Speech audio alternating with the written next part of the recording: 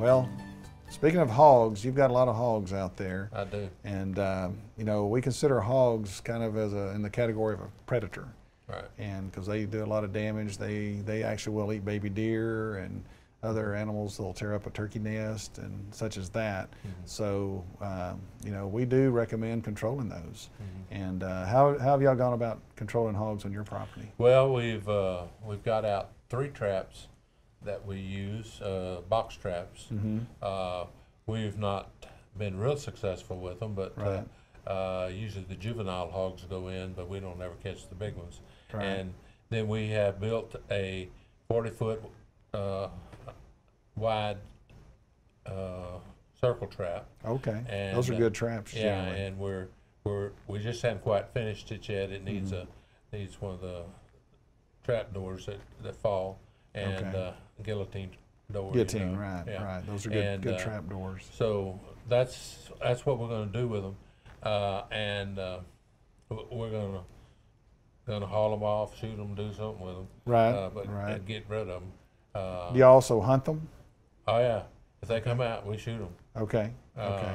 Just when you're deer hunting, generally? When we're deer hunting, right. And we sometimes at night, like I showed you on that blind. The red lights, right. I had 2 red lights on my bow blind. Right. It's 20 yards from the feeder, and you can shoot through the mesh. Right. And you can turn those lights up when they come in. Right. And when you shoot them with something pretty quiet, they'll mill around there and then root him out of the way to get some more. And you can have 4 or 5. Sure, sure. Well, you know, you don't control hogs by help. using one technique. You usually have to use 2 or 3 different things. And, that's good.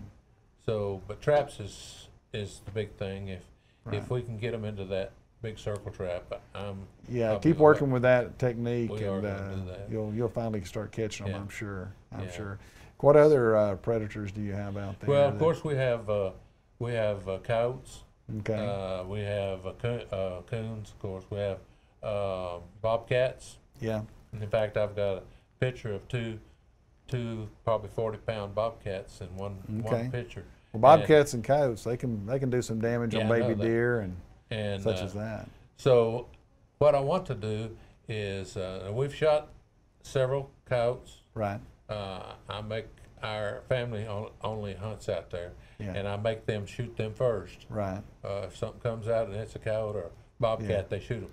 Right. And so, but I would really like to learn how to trap them, so that I could get maybe a little better control over them. Sure, sure. Yeah, you'd have to go through some pretty extensive training to be able to catch a coyote or a bobcat. Yeah. But there are people out there that can show you how. Yeah. That'd be good. And I would love to do that in order to, and plus it'd be enjoyable. I mean, just to do that.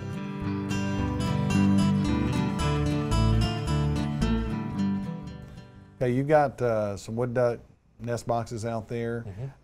Some of those predators that we're talking about, you know, they can get to the wood duck while she's in there incubating her eggs.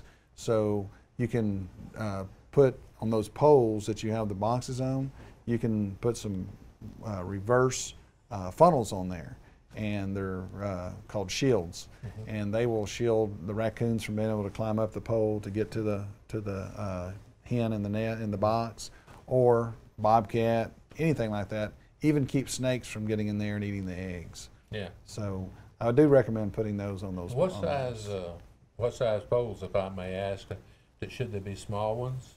I usually recommend putting them on a 4-inch piece of PVC pipe, or a 4-inch 4x4 actually treated post. Okay, that works well. Actually, if you cover the with a 4-inch PVC pipe, a snake can't hardly crawl up a 4-inch. They cannot. That's true. So that's a good thing. We can saw one down.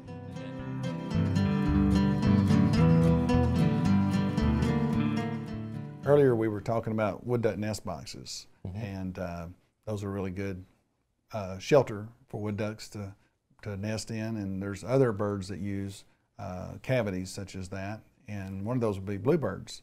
I know on your property there's not a lot of open habitat because that's what bluebirds like, but it is another kind of shelter that if you ever do clear any of your property, you could put bluebird nest boxes up, and that would improve nesting for them. Okay. And other things, though, I mean, there's a lot of things you can do to provide shelter for wildlife. Even just as simple as building up a brush pile.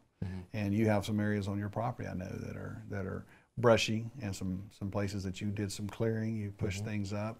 Those are great just to leave for other animals to nest in and to provide cover for them, to protect them from predators. Also, some areas that are just natural thickets of vines and things such as that, or along any fence rows that you have. Instead of clearing them, let them grow up a little bit, because again, it provides a lot of shelter and nesting areas for birds and such, and then just protection from predators. Also, dead snags. A lot of people want to go out, cut every dead tree they have, down with a chainsaw. But if it's in an area that if it falls, it's not going to hurt anybody, it's not going to damage your property, not going to hit a fence or go across a road, leave it there and let animals use it for finding food, such as woodpeckers. Wood ducks will actually use the natural cavities that are in some of those old dead snags. Actually, didn't even know what a snag was till we went right. out there today. We use that term a lot, and general public doesn't know what we're talking about. That's right. But it's just a dead tree, just a dead tree that is just standing dead. That's what we call it. And as it deteriorates, a lot of insects use it for feeding and all, and that's what woodpeckers and other birds are eating. That's right. And again, the nest cavities, that's why we use artificial nest boxes, because there aren't enough of the natural cavities for wood ducks and bluebirds to nest in. Well, there's you're talking about shelters. There is a huge amount of rabbits out there. Okay. And it surprises me because we got a lot of predators out there. Right. And it looks like to me one of the first things they would be after is the rabbits. And, That's true.